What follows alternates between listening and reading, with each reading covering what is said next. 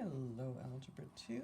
We are going to work on preparing for our quiz 9.2a by looking at the 9.2a samples. We're going to practice with angles in standard position, converting our degrees to radians or radians to degrees, and then working out an arc length and a sector area.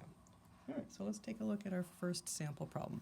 The directions are draw the angle with the given measure in standard position, then find one positive and one negative coterminal angle.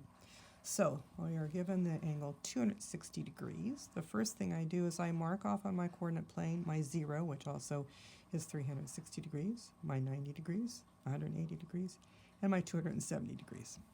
And then I ask, where would 260 degrees fall? If I start here on the positive x-axis, well, if I go counterclockwise, which is always the direction we go when we're naming our angles, we're going to go past 90 degrees. We'll go past 180 degrees because 260 is bigger than 180, but it's slightly less than 270 degrees. So we're going to open our angle so that we stop here. So there is our angle ray that finishes our angle here, so it's a pretty big angle, 260 degrees. Remember, we always start at the x-axis and then we proceed counterclockwise to mark off our angles. Coterminal to that would be 260 plus 360. If you go around the circle one more time, you would be at 620 degrees. And then we're also asked to find one negative coterminal angle. Well, that would be starting here at the x-axis and going clockwise. And if we go clockwise, where would we meet up at that 260 degrees? Well, it would take us 100 degrees to get there. So if we go backwards 100 degrees, that's 260 minus 360, then we're going to end up right here. Okay, so we can name our angles both positive and negative, but the idea always is start at the x-axis and proceed around the circle until you get to whatever the degree notation is, and then you can rewrite that as a negative angle as well by starting at the x-axis and proceeding counterclockwise till you get to the same place. And those would be coterminal angles. All right, sample 2. We learned last time that we can use a measurement other than degrees. That can be more convenient as we move into some more work with our trig functions. That measurement says, well, how far is it around the circle when you count the number of degrees in terms of how many radiuses would it take to go around the circle? And we discovered it's 2 pi. So we actually can go back here to our coordinate plane. We can notice that 2 pi all the way around the circle would be the same as 360.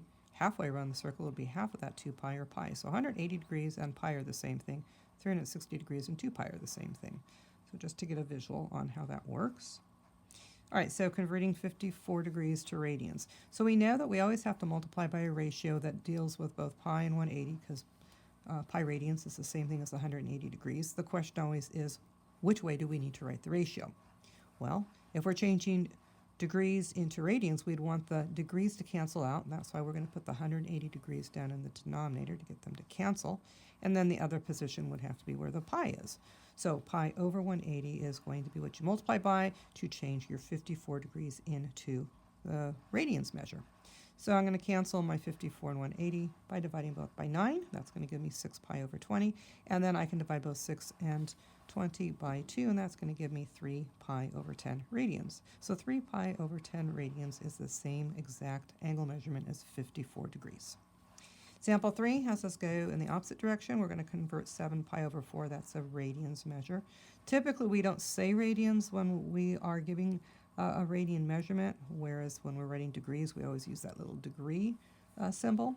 But I made it really apparent here that I was talking about radians. Typically, that's just not going to show. But we're new at this, so I'm writing the word. All right, so down here, converting my 7 pi over 4 radians, which we understand as radians, 2 degrees. Well, we start with what we're given, 7 pi over 4.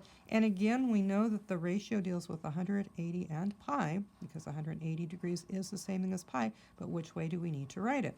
Well, we want the pi to cancel out, so we're going to have to put the pi on the bottom and the 180 degrees on the top. So our first step is to cancel the pi's, and then we can divide 4 and 180 by 2 and get 2 and 90. So that would be our next step, and we can bring that 7 over. The pi's are gone. 7 times 90 over 2, well, we can divide both 90 and 2 by 2, and that will give us 7 times 45 over 1. So over the 1, we don't need to actually keep. It can disappear at this point, and 7 times 45 is 315 degrees.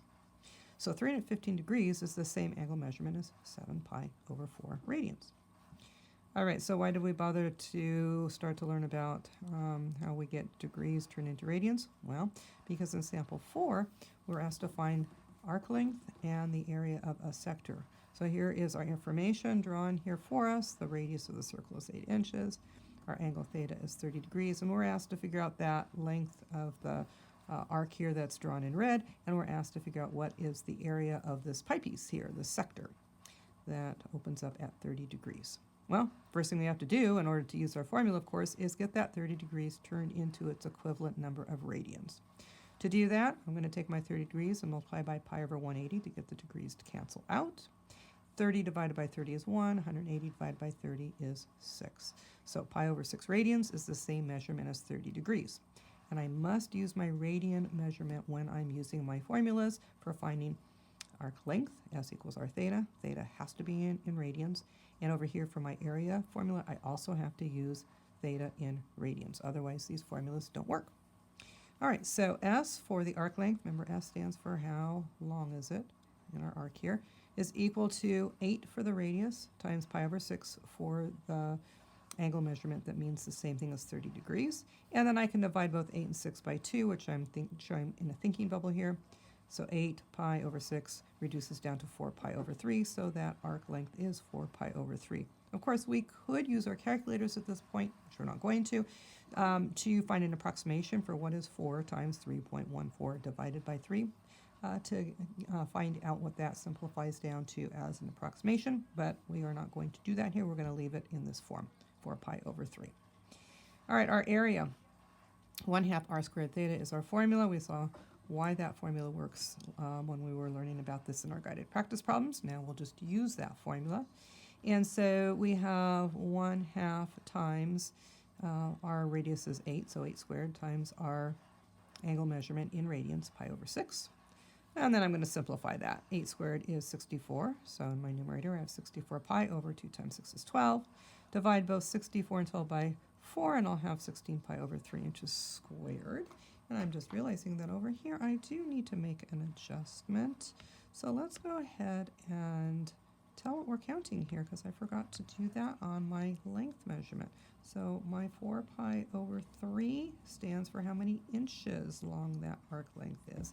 So there I am correcting that. We are always saying what we are counting. Length measurements are just a word, such as inches or miles or feet. Area is always a word squared, so inches squared in this case. All right, that completes our samples for lesson 9.2a. Time to move on to the quiz portion of this assignment.